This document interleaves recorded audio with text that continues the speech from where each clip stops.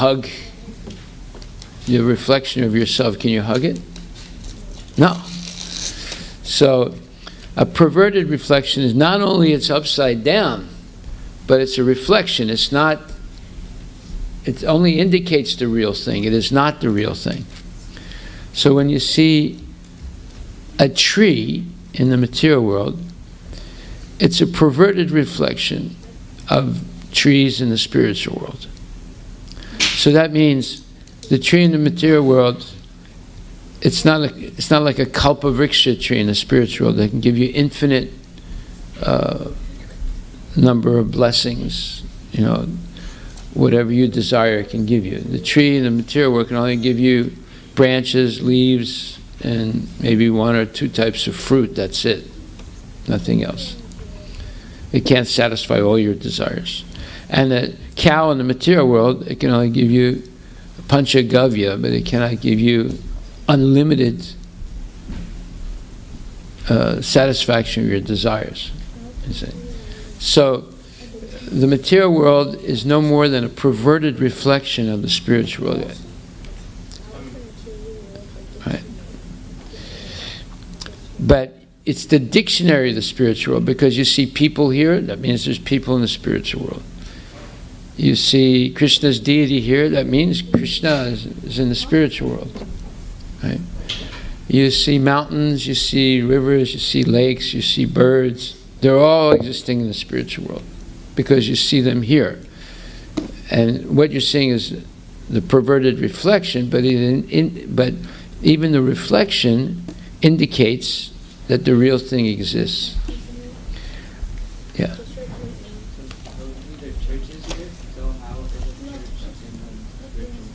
Oh, there's temples in the spiritual world. Well, if there are churches here worshiping Jesus, that means that somewhere in the spiritual world there must be Jesus Loka. Yeah. The only thing you don't see in the spiritual world, but you hear about them, but you don't see, are the demons. You know, they're not there. But you hear about them. Okay. So, first point is, the material world is a perverted reflection of the spiritual world. Then, next point, what does perverted mean?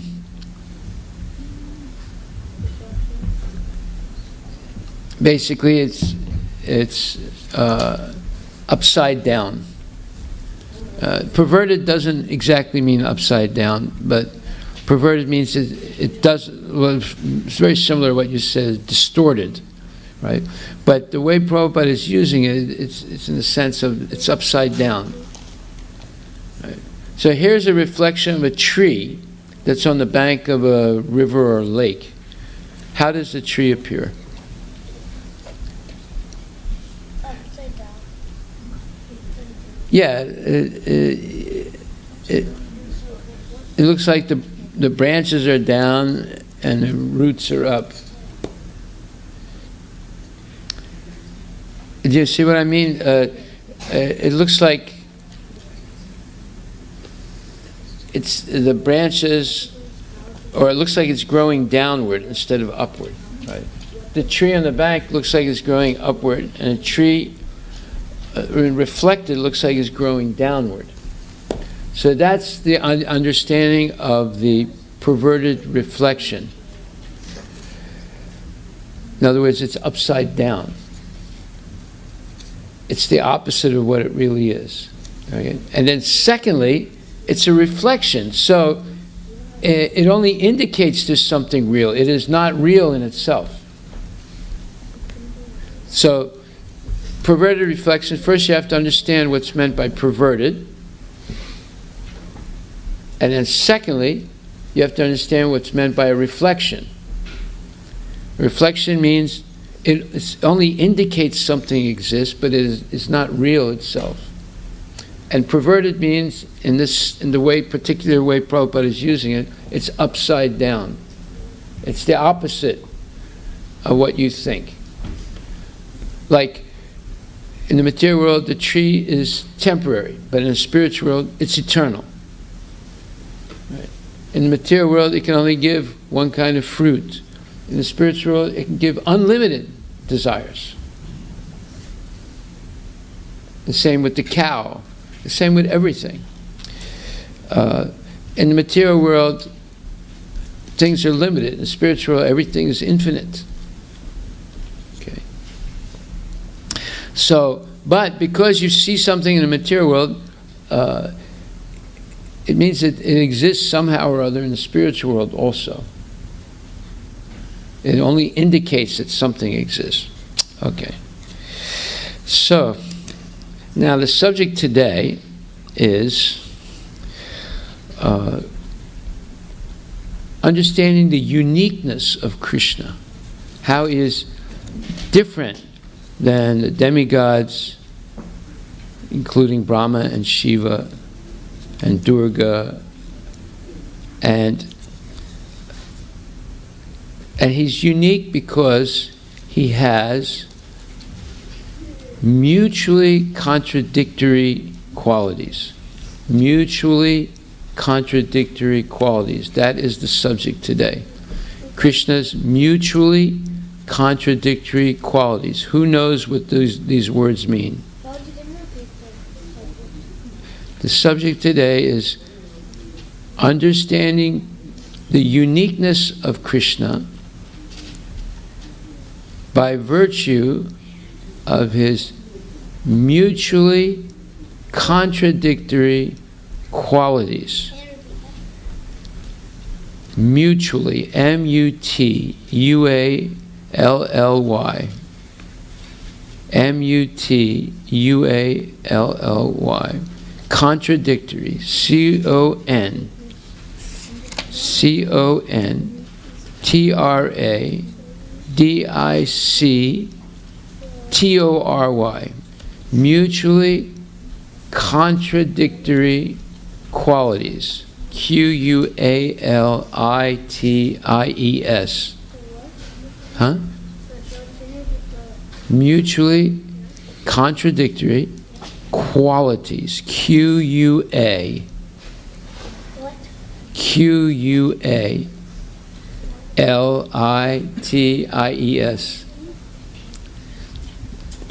So today we're going to learn why Krishna is unique. No one is equal to or greater than Krishna. And one reason of that uniqueness is he possesses mutually contradictory qualities. Let's repeat that. Mutually contradictory qualities. So mutually means two things together, right? Contradictory means they're opposites. Qualities means there are attributes of the Lord. So to understand this, we're going to go over certain pastimes of the Lord that demonstrate this. And there are a lot of them. We're not going to go over them today, but we will go over them in the next couple of weeks. So the first one is Brahma goes to visit Krishna, who's staying in Dwarka. Lord Brahma goes to visit Krishna, who's staying in Dwarka. And when he arrives at the door of Krishna's palace, one of the palaces, Krishna had over 16,000 palaces with over 16,000 different wives. The doorman says, "Who are you?" And he says, "I am Brahma." And the doorman says, "Which Brahma are you?"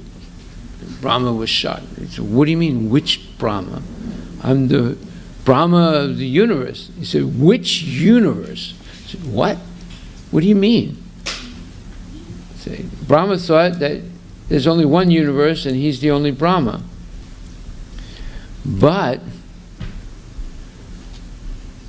when he's introduced, he said, "I'm the four-headed Brahma." He said, "Okay." So he announced Brahma to Krishna. So when Brahma goes in to see Krishna, he sees that there's millions and billions of other Brahmas. And there's Brahmas with 5 heads, 8 heads, 1,000,000 heads. And they're all bowing down to Krishna, and they have these metal he has a metal helmet on each one of his heads. So the clanging and the noise of the metal helmets touching the floor is so loud that it's deafening. And Brahma is just stunned. He never realized that there were other Brahmas, and there's millions and billions of other universes.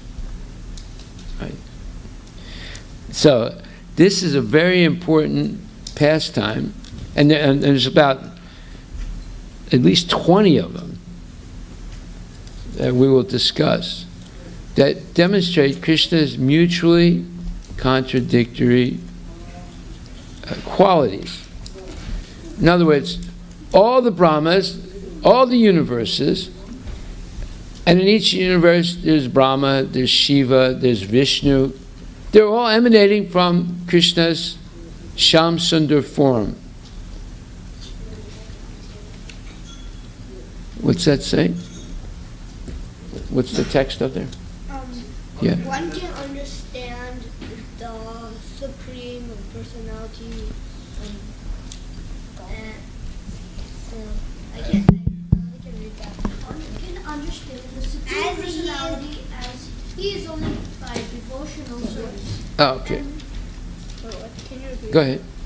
And when he is in full consciousness of the Supreme Lord by such devotion, he can enter into the kingdom of God. Very good.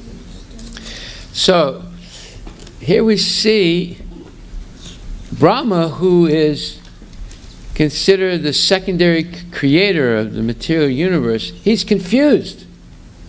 He can't figure this out. He thought he was the only Brahma. But there are millions of other Brahmas and millions of other universes. And they're all expanded from Krishna. So this is confusing to Brahma.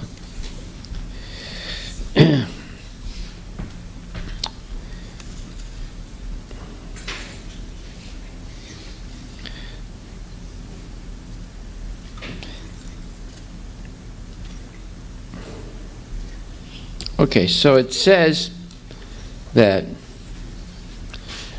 in another pastime of Brahma and Krishna, Brahma wanted to bewilder Krishna.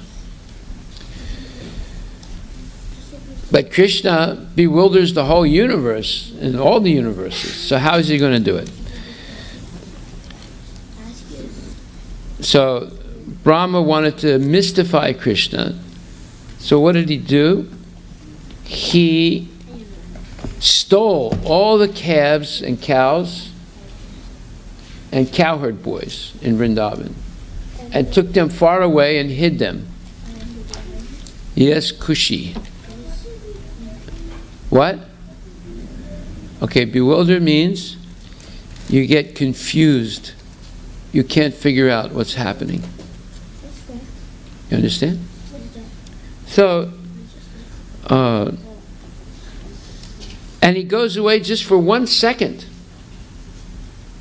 hides all the cowherd boys and calves and cows in a cave, and he comes back and he sees them there, as if he didn't take them. And he knows he took them. And he became confused. All right? Now, not only does he see the cowherd boys and cows, but each one of the cows, each one of the cowherd boys turns into Lord Vishnu.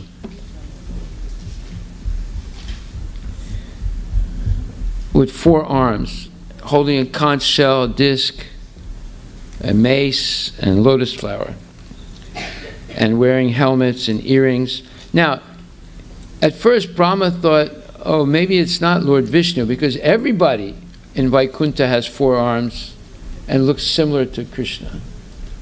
But then he looked more closely and he saw, wait a minute, he has a Kaustuba jewel and the Srivatsa, tuft of hair, on his chest. That means it can only be Krishna or Vishnu.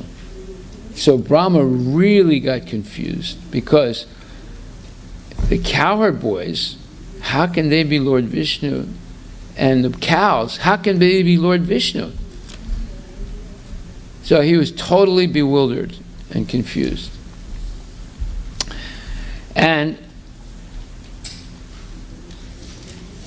then he realized that Krishna's mystical power is much greater than his mystical power, and he's insignificant. So 2 times Brahma became totally bewildered. First time is when he goes to see Krishna in Dwarka, and the doorman says, "Which Brahma are you?" He didn't know that there were other Brahmas. And when he goes in to see Krishna, there are unlimited number of other Brahmas, and Brahmas with, up to millions of heads, not just 4 heads. Why is that? Why are there Brahmas with more than 4 heads? Kushi.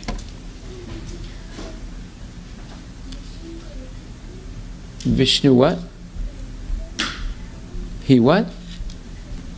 Created them that way. No, that's not the reason. No, because Brahma only has 4 heads in this universe, because the complexity of this universe is understood by 4 heads only. But there are Brahmas with millions of heads, because there are more complex universes than our universe. I mean, more complicated, more highly evolved. See?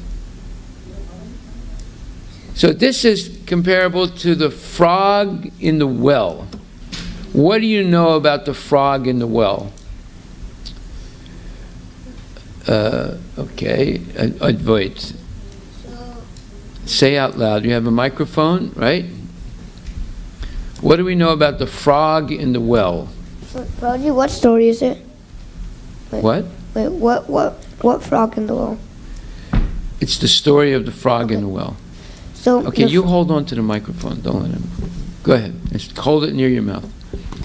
The frog thought that there's nothing outside his well. His well was the biggest thing on earth, but actually he was like Hold it closer to your mouth. But he was actually really foolish, because he didn't see the ocean, and the ocean was bigger than his well. And Yeah, and so Brahma, who's such a powerful person, he's like the frog in the well. He didn't realize there are many other Brahmas and much more evolved than him in many other universes.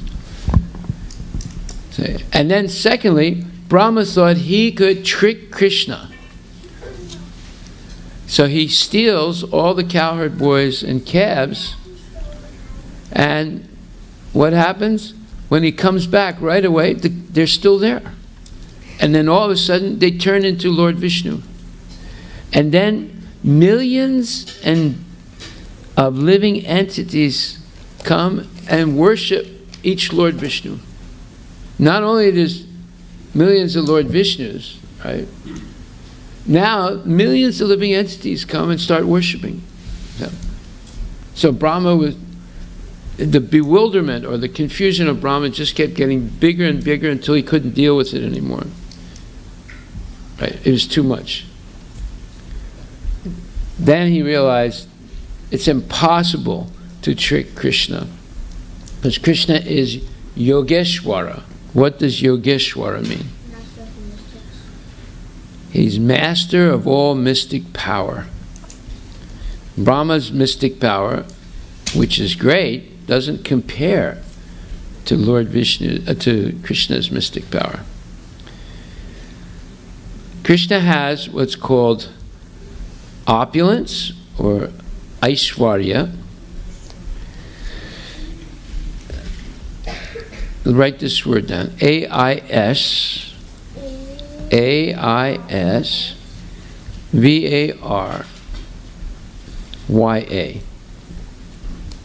Aishwarya in Sanskrit means opulence. O-P-U-L-E-N-C-E. O-P-U-L-E-N-C-E. Opulence means Whatever he wants to do, he can do. So, do you have opulence? Let's say Krishna too. Whatever you want to do, can you do it? No. Does anybody here have that power? You have that power? No. But Krishna has that power. Whatever he wants to do, he can do it. And he doesn't have to physically do it. He just thinks of it and it happens. Can you just think of something and it happens? No. And it happens without you doing it. You want it to be done, but you would have to do the work to get it done, right? Krishna just thinks about it and immediately it happens. That's his opulence, that's his Aishwarya.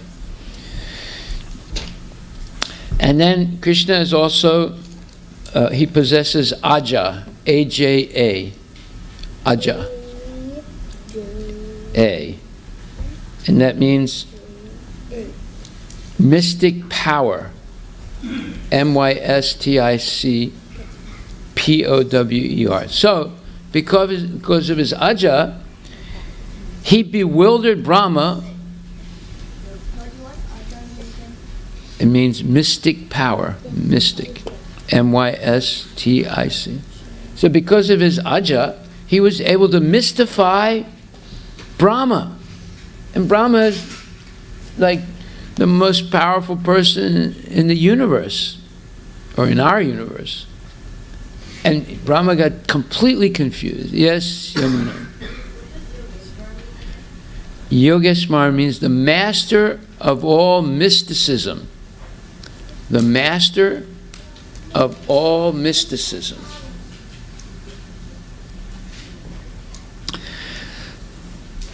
So, I'm going to read a little bit about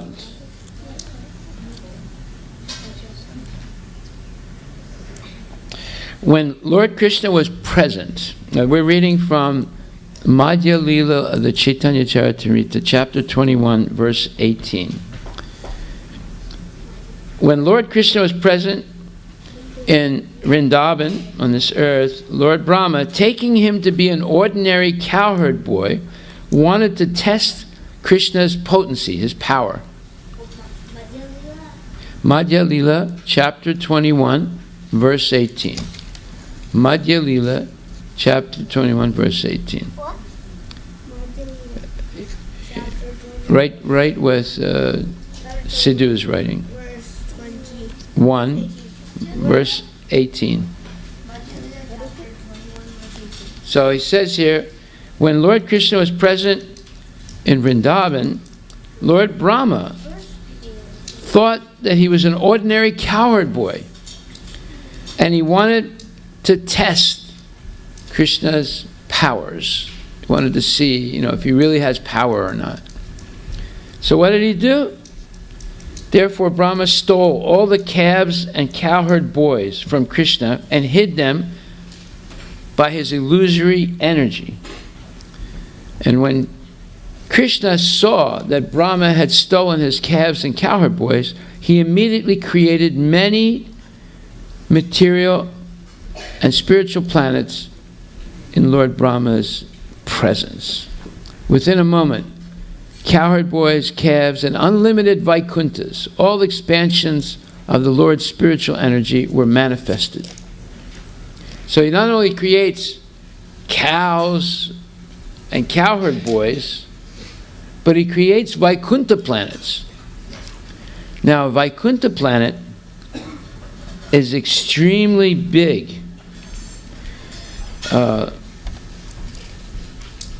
Much bigger than any planet in the material universe. And he creates millions of them right in front of Brahma's eyes. Right? We'll explain in a minute how big a Vaikuntha planet is. You can't imagine. It's huge. And there's unlimited Vaikuntha planets in the spiritual world. So, he immediately created many material and spiritual planets in Lord Brahma's presence. Within a moment, cowherd boys, calves, and unlimited Vaikunthas, all expansions of the Lord's spiritual energy, were manifested. As stated in the Brahma Samhita, Ananda Chinmaya Rasa Pratibhavitabis. That means that Krishna possesses unlimited transcendental ecstasy, and he's manifesting that ecstasy continually in the spiritual world. This Ananda Chinmaya Rasa Patibhavitabis is in the Brahma Samhita, 5th chapter, verse 37. It's extremely important verse. And it says, I worship Govinda, the primeval Lord, residing in his own realm, Goloka, with Radharani, resembling his own spiritual figure, the embodiment of the ecstatic potency, possessed of 64 artistic activities, in the company of Radharani's confidants, the Sakis. So anyway, you see, the spiritual world is full of ecstasy, and Krishna has infinite ecstatic pastimes with his devotees. Now this is one of them, where he creates infinite number of Vaikuntha planets and material planets. Vaikuntha planets is spiritual, and he also creates material planets, and an infinite number of cowherd boys and cows. Not only did Krishna create all the paraphernalia of his spiritual energy, but he also created unlimited material universes with unlimited Brahmas. All these pastimes, which are described in Srimad Bhagavatam, will cleanse one's consciousness. What does that mean, to cleanse one's consciousness? To like attract one? No. Let's see, who else? Prabhulika, did you raise your hand? You didn't? Okay, let's get some other people to raise their hand. It's not always Advait and Yamuna. Okay, Sidhu, go ahead. Okay. Cleanse one's consciousness. To clean one's consciousness. Okay, what is the consciousness of a person? Material desires. Not exactly, but that would be part of the answer. But it's not only material. It's your awareness. Are you aware right now of something going on? Are you aware of something going on now? Are you aware where you are? Yeah. Are you aware who you are? Yeah. Not yet. Yeah. But yeah, awareness. That means you're conscious. You know that you're in the temple. You're sitting down on a rug, and you're listening to class, and trying to figure out what it's all about. That's awareness. That's your consciousness. And the consciousness, the physical composition of the consciousness is mind, intelligence, and false ego.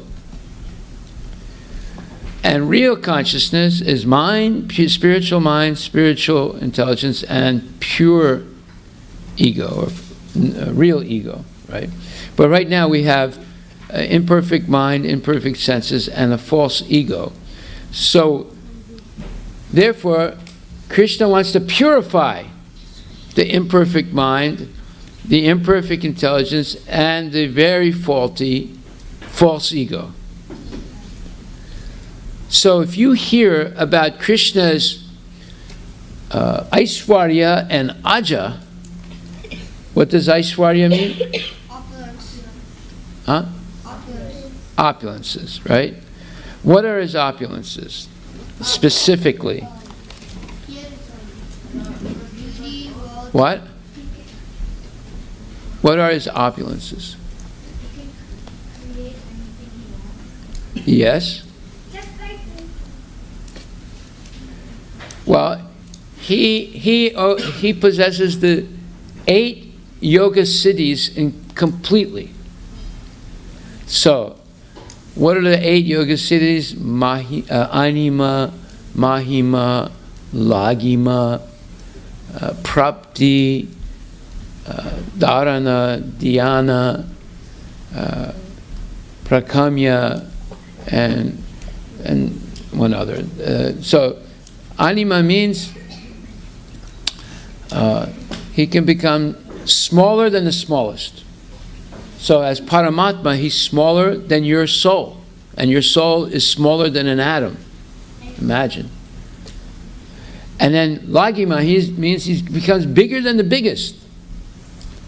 As the as Virat Rupa, he contains the entire material universe. Right?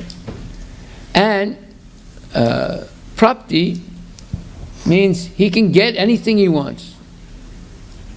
That means he can do anything he wants. And Anima, Lagima, Prapti. So you see, Krishna's opulences, it leads all the way up to he can create infinite numbers of universes. That's the last one, right? Okay, so, and what is Krishna's Aja? Aja, yes, Arush. Mystic power, yeah. Again, he can do anything he wants. He's showing his mystic power to Brahma. His mystic power is Maya, right? So his mystic power, his Maya is greater than Maya's Maya or Durga's Maya. So there's another pastime that demonstrates that. When Krishna manifested his form as Mohini Murti, what happened? Anybody know the story? Anybody? Anybody else besides Yamuna, Advait, and Sidhu? Anybody else? Do you know the story of Mohini Murti? Kushi. What's the story of Mohini Murti?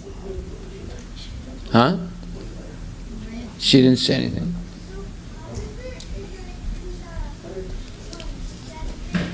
Where's the microphone? Who has the microphone? Okay, we'll give it to her.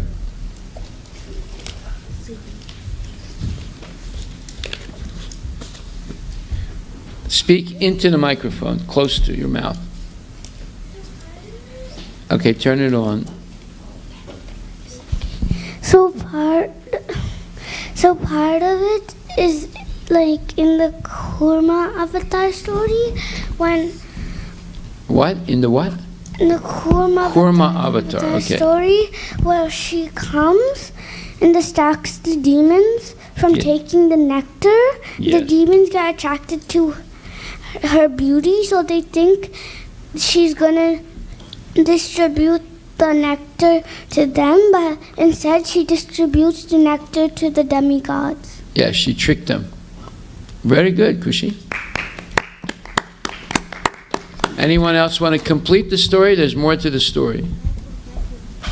Mayapur, you want to say anything else about Mohini Murti incarnation of Krishna? No. Okay. Anybody else want to say anything? I know the story. You know the story. Okay. Anybody else want to say anything? You know anything about it? After that. Okay, bring the microphone here.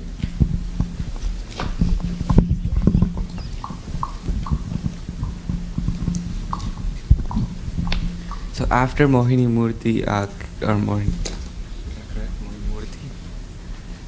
What? Is Mohini Murti correct? Yes. Okay. So after Mohini Murti kills them with the Sudarshan Chakra, the blood, the nectar just stops like in their throat.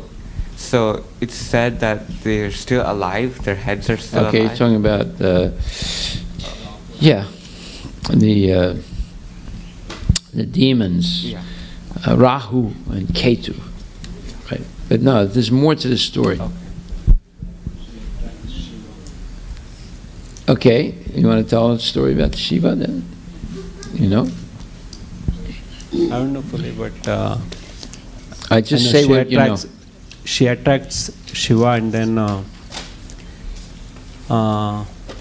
Shiva wanted and goes behind. Okay, so the idea is that when Mohini Murti is manifest, she was only manifest for a little while during that pastime, and then later on, Lord Shiva approaches Krishna and he says, you know, I heard about your incarnation as Mohini Murti, but I didn't see it. I didn't see her. Can you show me? Now, Lord Shiva is there with his wife, Parvati, right? Yes? I know this pastime. Okay, give him the microphone.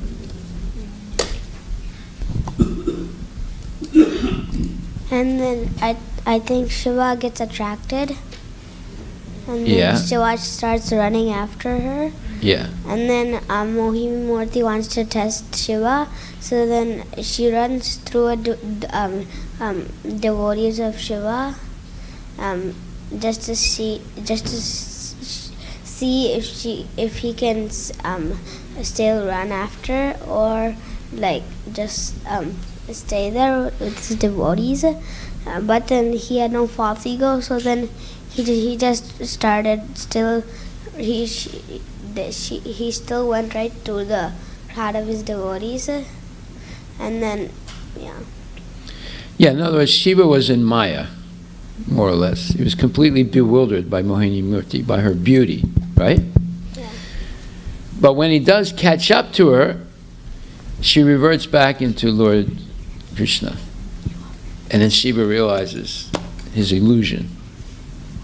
So that means that pastime shows that Krishna's Maya is greater than Durga's or Shiva's wife's Maya, because Shiva is able to control Durga, but he couldn't control himself with Krishna and appearing as Mohini Murti. So that's Krishna's infinite aja, mystical power. And now with Brahma, it completely gets bewildered. And it says here, within a moment, cowherd boys, calves, and unlimited Vaikunthas, all expansions of the Lord's spiritual energy were manifested. As stated in the Brahma Samhita, Ananda Chinmaya Rasa Patibhavitavis. Not only did Krishna create all the paraphernalia of his spiritual energy, but he also created unlimited material universes with unlimited Brahmas. All these pastimes, which are described in Srimad Bhagavatam, will cleanse one's consciousness. So if you hear, you listen to the news and it says, oh, today 2 students murdered 13 students in a high school in Wisconsin. Does that purify your consciousness, hearing that? No, if anything, it contaminates the consciousness. You might think, oh, that's cool, maybe I can do that too. Right?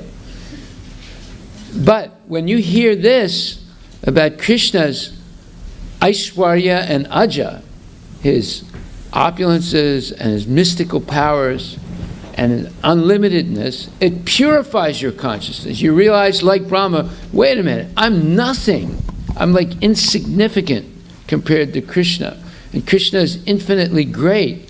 I should become a devotee of Krishna. That will be the conclusion you come to by purifying your consciousness hearing this. Therefore, one should always be hearing Krishna Katha. They should not hear Gramya Katha. What's the difference between Krishna Katha and Gramya Katha? What is Gramya Katha? Very good question. Gramya Katha, well, what is Katha, first of all? What does that mean? Huh? Well, pastimes of the Lord, right? So, if Krishna Katha are the nectarine pastimes of the Lord, what would Gramya Katha be? The non-nectarine pastimes of nonsense people. Like, if you listen to the sports channel, they're talking about, oh, this quarterback is, one of the greatest quarterbacks in the history of football. Is that going to purify your consciousness, hearing about that quarterback? Or so-and-so is the greatest cricket player it comes from Pakistan. Is that going to purify your consciousness? No. But you hear about how Krishna mystified Lord Brahma, and to what extent he did it, then you become purified. Because purified means your false ego becomes deflated. What does deflate mean? What does inflate mean, and what does deflate mean? Inflate is like it. Microphone. Microphone. Let's say a balloon is with the pump, and inflating is in blowing the balloon, and deflating is like when it pops. Blowing the balloon, blowing it up, filling it up with air, right? Yeah. And so it increases in size, right? Yeah. And then deflating would mean It's like crushing down. the opposite. Emptying the air from the balloon, right? So, we have an inflated false ego. What does that mean? An inflated false ego. Who wants to explain? Inflated false ego. Who wants to explain? There's so many girls sitting there. There's nobody besides Yamuna who can explain what an inflated false ego is? Okay. So an inflated false ego is when your false ego is like when you get puffed up with false ego, which means like you're filled with self-pride, but in like a bad way. Yes, very good. Yeah, so if you hear Krishna's pastimes, Krishna Katha, it deflates your false ego. Just like in the summertime, there are bed bugs. And bed bugs, while you're sleeping, they come and they bite you, and they suck your blood, and they become fat with your blood. But in the wintertime, when it's cold, and people cover themselves with pajamas and many bed sheets and covers, the bed bugs can't get to bite you. They can't get to you to bite you. So they deflate. They use up all that blood, and they become real skinny. So, when a person engages in sense gratification, their false ego inflates, gets puffed up. Oh, I have so much money, and I'm so handsome, and I have much power, and I'm going to get to be famous, and blah, blah, blah, right? And then, when the stock market goes down, and they make bad investments, and they lose their money, their false ego deflates. And they say, oh, I'm useless, I'm not as great as I thought I was, nobody likes me anymore because I don't have any money. So their false ego deflates, right? Well, by hearing Krishna's pastimes, our false ego will deflate to zero. Just like we see Brahma here, twice Brahma's misconceptions were destroyed by coming close to Krishna. First time, when he went to see Krishna in Dwarka, and the doorman said, which Brahma are you? He said, what? What do you mean, which Brahma? I am the Brahma. He said, no, there are other Brahmas. And when he goes to see Krishna, he sees millions of Brahmas, millions of universes, and Brahmas with 1,000,000 heads. That means he's an insignificant Brahma. If he's insignificant Brahma compared to other Brahmas, and all the Brahmas come from Krishna, then how insignificant is he compared to Krishna?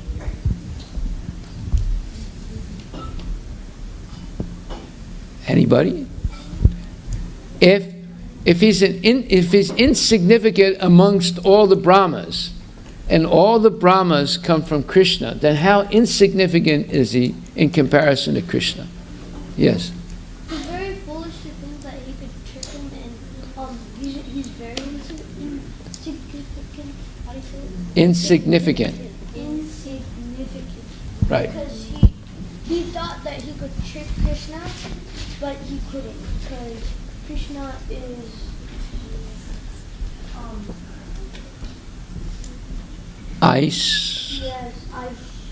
Aishvarya, and he has opulence. Aishvarya is opulence, and he has something else called Aja, which means mystical power. Yeah, very good, very, very good. Okay, so by hearing Krishna Katha, our false ego is deflated. And when it becomes deflated, we realize I'm nothing more than the eternal devotee of Krishna. But that is actually a great thing. If you're the eternal devotee of Maya, is that a great thing? Huh? But if you're the eternal devotee of Krishna, is that a great thing? Yes. So, right now, we're all the eternal devotees of Maya. And we have the big inflated false ego. You know, I just got a new Xbox. I just got a new this. I just got a new that. I'm better than you. blah, blah, blah. Right? But by hearing Krishna Katha, we become deflated of that false ego, and we suddenly realize, Jivera Swarupahaya Nityera Krishna Das. What does that mean? Jivera Swarupahaya Nityera Krishna Das. So are you scratching your head or you're raising your hand? Okay, what does it mean? Take the microphone. It means that you're the eternal servitor of Krishna. Servant. Servant of Krishna. Yeah, Nitya Das. Nitya Das. Who wants to be Nitya Das here? Raise your hand. Okay. Who doesn't want to be Nitya Das? Kushi, you don't want to be Nitya Das? Yeah, okay. So Nitya Das means you're the eternal servant of Krishna. That's your real ego, as opposed to the false ego. False ego means you don't want to be Krishna's servant. You want everyone to be your servant. That's the false ego. So, why do our names, once you get initiated, why does our name have Das at the end of it? Like my name is Harivilas Das. Yes. Give the microphone. Microphone. Okay, go ahead, say it. Das means servant. Okay, and what does Prabhu mean? Master. Go ahead. Master. Yes. So, if you want everyone to be your Das and you be Prabhu, what does that mean? That means you have an inflated false ego. That means you have an inflated false ego. But if you consider everyone else to be Prabhu and you are Das, what does that mean? What? No, you have real ego. Real ego. A deflated false ego is still a false ego. It's just not as big as the inflated false ego, right? But now you have real ego. You identify yourself as Krishna Nitya Das. I am the eternal servant of Krishna, right? And when you say Amazon Nitya Das, well, that's true. That's true. See, I'm glad Kushi corrected me. We're the servant of the servant of the servant of the servant of the gopis, who are servants of Radharani, who is the servant of Krishna. Yeah. Dasa Dasa Dasanudas. So we should say Krishnara Nitya Dasa Dasa Dasanudasa. Okay. Okay. Okay. So now all these pastimes, which are described in Srimad Bhagavatam, will cleanse one's consciousness. In this way, one can actually understand the absolute truth. So in other words, you can't understand Krishna, who is the supreme absolute truth, as long as you have an inflated false ego. Right? Now, you go to school and you have a lot of friends in school, you have a lot of classmates. Does anyone have an inflated false ego amongst the people that you see in school? Yes. Yes? Can you describe a little bit the inflated false egos that you see? People who think they're the best at Foursquare, and then they just hit the ball out, and then everybody laughs at him. So Foursquare is what? Speak into the microphone. What is Foursquare? It's a ball game that you hit the ball, and if you hit it out or hit a line, then you're out. And this guy just thinks he's so good just because he's king once, and then he hits it out on the first serve, and then he just... So does everyone give him a high five? No. No. Okay. Go ahead. We'll continue right after opening of deities. Haribol.